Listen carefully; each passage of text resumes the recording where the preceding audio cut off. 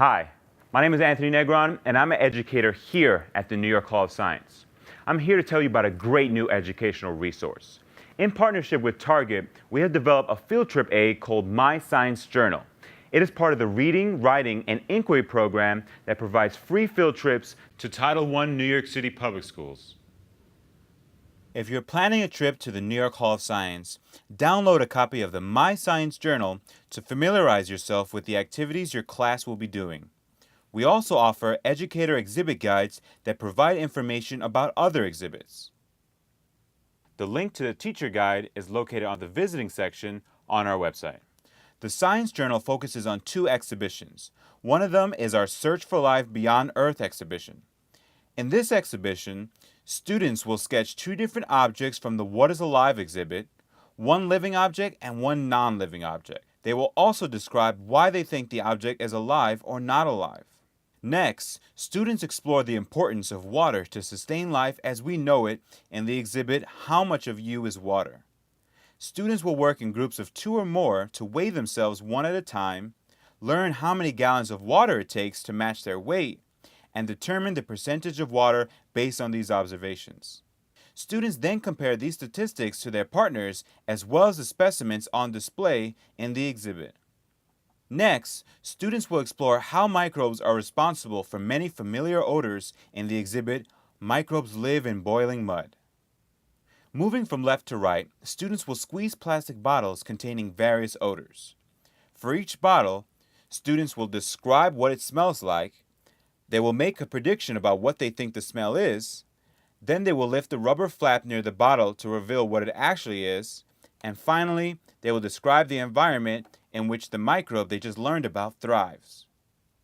The second exhibition that the journal focuses on is called Seeing the Light. This exhibition explores how humans see and perceive color and light.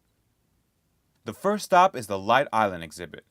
Students will make a prediction about what will happen when they use various color filters to block white light, then colored lights. Then they will document what actually happens. The next stop is the Duck into Kaleidoscope exhibit. Students observe what it's like to be centered in 3 mirrors arranged in a triangle. They then explain how they think a kaleidoscope works. This is followed by the exhibit Touch the Spring. Students try to touch a spring, describe what happens, then they try to explain their observation. This is followed by the Shadow Kaleidoscopes exhibit. Students set the mirror at 45 degrees and describe how many spots they see within the reflections. This is repeated with the mirror at 60 degrees. Students describe why they think there's a difference in the number of spots between observations. The last exhibit in our circuit is called the Anti-Gravity Mirror. This exhibit is best experienced in groups of 2 or more. Students first sketch their friend posing without the use of a mirror. Then, using the same pose, but this time in front of the anti-gravity mirror, students will sketch their friend a second time. When designing the Science Journal, our focus is centered on the learner and encouraging science literacy. This is why the journal facilitates multiple entry points to the science content, including interaction, reading, writing, reflecting on discoveries, and documenting their experience. These practices are integral to the scientific process, and with encouragement from adults and peers, could create lifelong curiosity. Each exhibition section in the journal is followed by a list of keywords related to the exhibition, and there are also follow-up activities for the classroom and home. And remember to remind your students to use the Visit NYSCI for free Target Science Family Pass.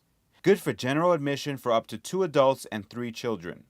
It is located in the last page of the journal. Thank you for participating in the Targeting Science Reading, Writing, and Inquiry program.